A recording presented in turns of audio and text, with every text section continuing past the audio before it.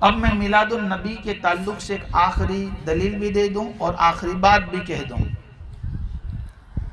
کہ دیکھیے آپ بہت سارے جنازوں میں شریک ہوئے ہیں، ہے نا؟ تو جب ہم جنازے میں شریک ہوتے ہیں تو نماز جنازہ کے وقت کا جو منظر ہوتا ہے وہ آپ کو اچھی طرح سے یاد ہے کہ اس وقت جو جنازہ ہوتا ہے وہ کہاں ہوتا ہے؟ بولیے، آپ بولیے، آگے۔ اور امام کہاں ہوتا ہے؟ بولیے، سبحان جنازے اللہ۔ کے پیچھے ہوتا ہے نا۔ دنیا سے جو گزر گیا وہ آگے، ہائے ہائے اور جو زندہ ہے وہ پیچھے۔ بات سمجھے میری؟ میں ایک اصول دیتا ہوں بڑی سیدھی سادھی اور آپ کو یاد رہ جائے اور ہمیشہ کام آئے، ایسی دلیل دیتا ہوں میں۔ جب ہم نماز پڑھتے ہیں، جب نماز جنازہ میں جو دنیا سے گزر جاتا ہے وہ سب سے آگے، امام جو ہوتا ہے امام وہ بھی اس سے پیچھے۔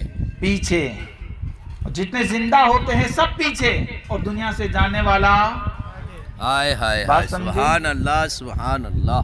بہت اب میں ایک اور اس کے تعلق سے بات بتاؤں، فیصلہ آپ کرنا، میں نہیں کروں گا، آپ کرو گے تو آپ کو یاد رہے گا اور کام بھی آئے گا۔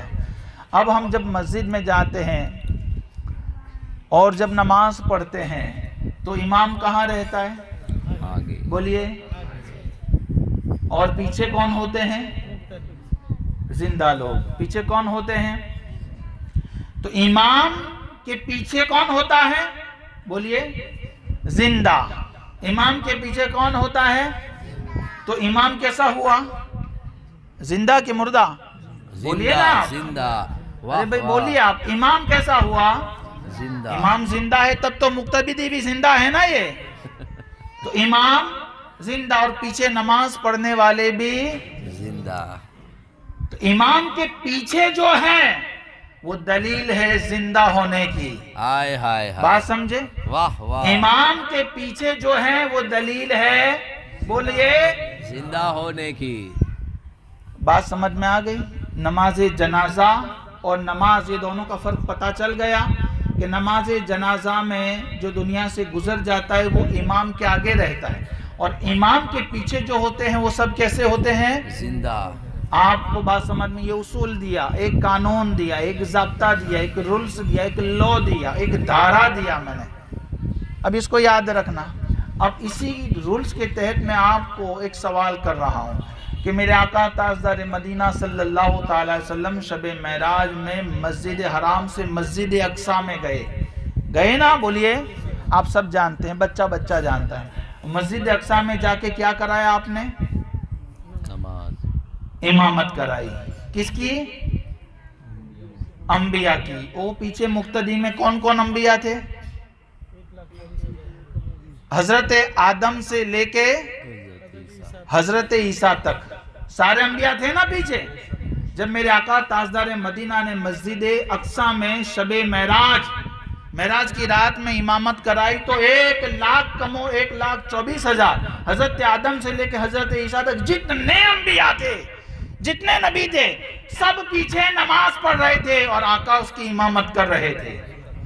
آقا بولیے، ان انبیاء کی امامت کر رہے تھے۔ تو جو امام کے پیچھے ہوتا ہے وہ کیسے ہوتے ہیں؟ زندہ۔ بولیے آپ۔ اب میں نہیں کہہ رہا، آپ کہہ رہے ہیں۔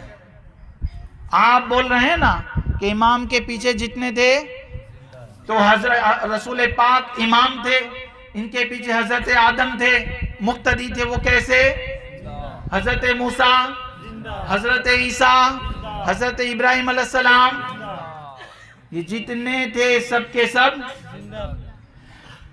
آپ دنیا سے کوچ کر گئے سارے انبیاء، حضرت آدم سے لے کے حضرت عیسیٰ تک سارے انبیاء گزر چکے۔ ان کی امامت مسجد اقصی میں میرے آقا فرما رہے ہیں اور وہ امام کے پیچھے تھے۔ تو امام کے پیچھے جو مقتدی ہوتا ہے وہ کیسا ہوتا ہے؟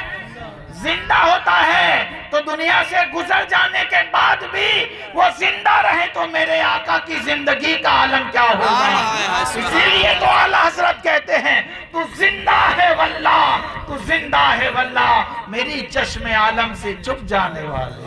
نعرے تکبیر، نعرے رسالت، نعرے رسالت، جشن عید میلاد النبی، خلیفہ صفی ملت. سبحان اللہ، ماشاء اللہ. یہ بہت اچھی اور سادہ دلیل ہے، یاد رہ گئی آپ کو.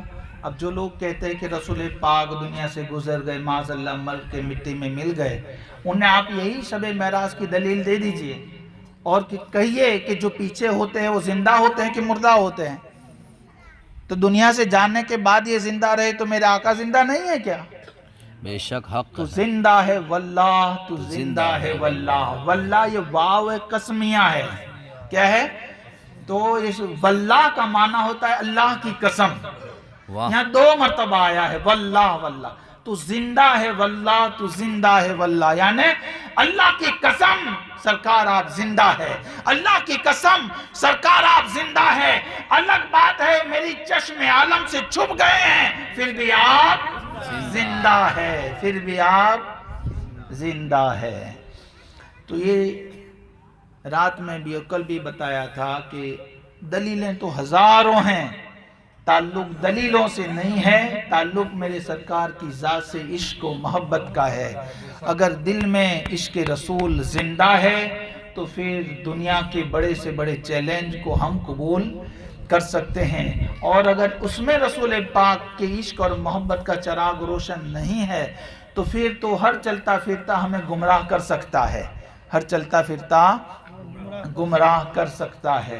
اللہ تبارک و تعالی ہمیں نیک شعور عطا کرے، نیک توفیق عطا فرمائے، اور ہمارے اگلے جو اس دنیا کو چھوڑ کر گئے ہیں انہیں جنتی بنا دیں، ان کی مغفرت فرما دیں. آمین. وآخر دعوانا ان الحمدللہ رب العالمین.